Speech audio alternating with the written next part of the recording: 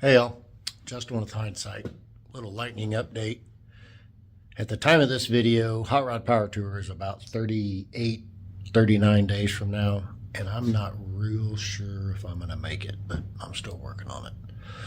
Got some of the fuel line situation done, fuel pumps in. We'll make a little bit of showing on that.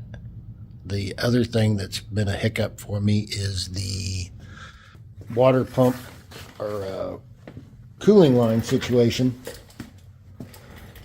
So the factory one is like that right there with the heater hose outlet and the engine coolant temperature for the computer.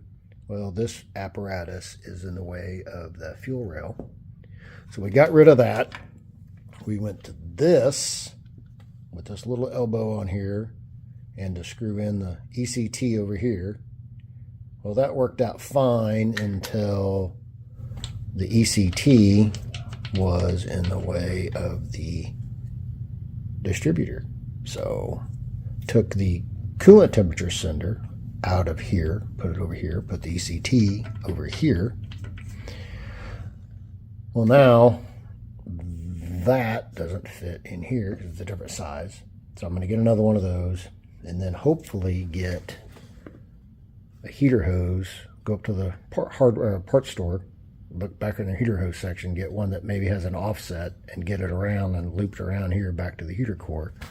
So one of the other things that I ended up with was this, and I don't even know what that goes on, but it doesn't go anywhere on this vehicle. So anybody wants one of those, I've got one.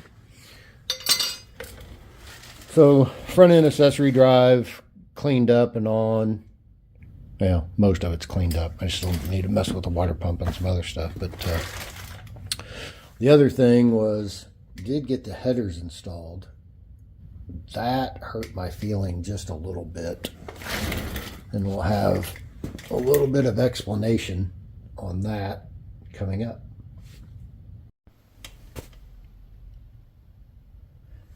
So here is problem number, I don't know, 75. I lost count. I don't know. So, nice headers, little shorties, Bassani. Go on. Hits right here, all the way down on every one of them, hits the nut on the head studs. So, nice coating. Yeah, I'm gonna have to grind that off, grind these corners off. Yeah, sometimes speed's not always pretty, as Wendell said, so we'll give it a shot.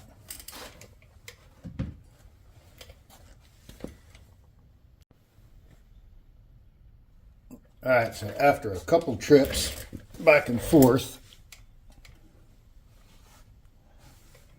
here, clearanced those 4 spots right there.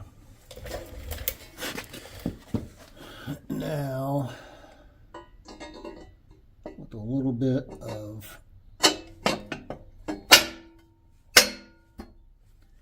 slides all the way up it.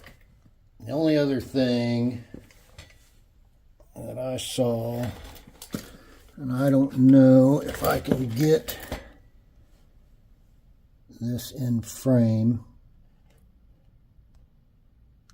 but right down in there,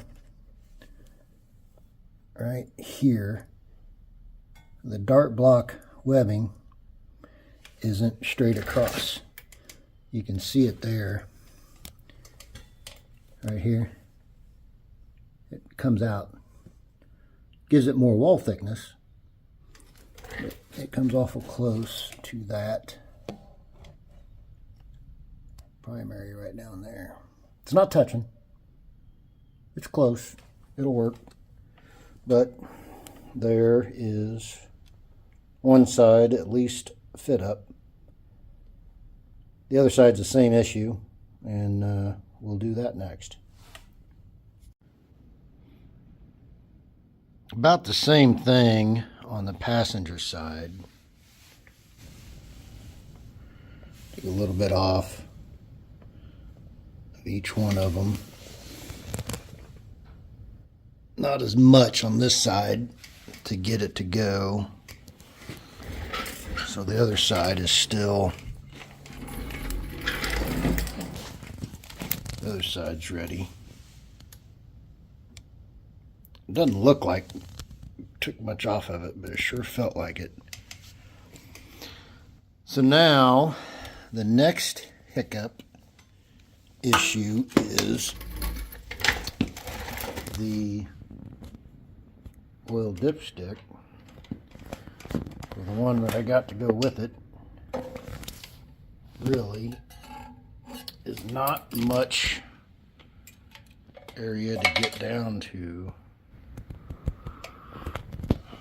There, yeah, I can't even. Oh, there it is. Kind of see it down there in focus, or not in focus, but just in frame. So I'm thinking about getting a newer style dipstick, the flexible. Oh, it's almost braided stainless in a way, and then come out of here.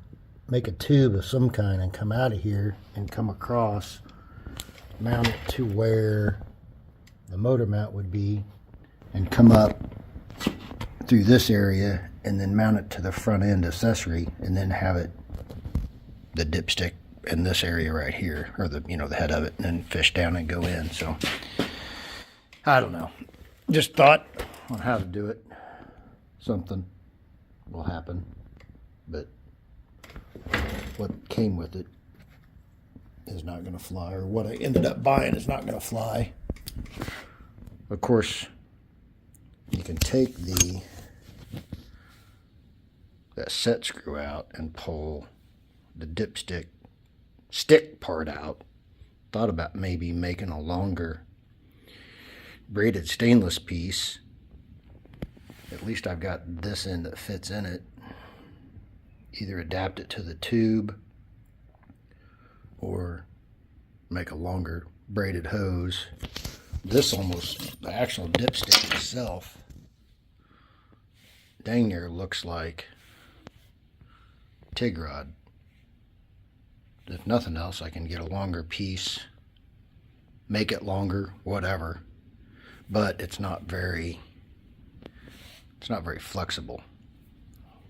I mean, you can bend it, but it doesn't bend back very well. So I'm thinking that's why I'm thinking that the other newer style dipsticks that are, man, they seem like they're almost braided stainless with the plastic end.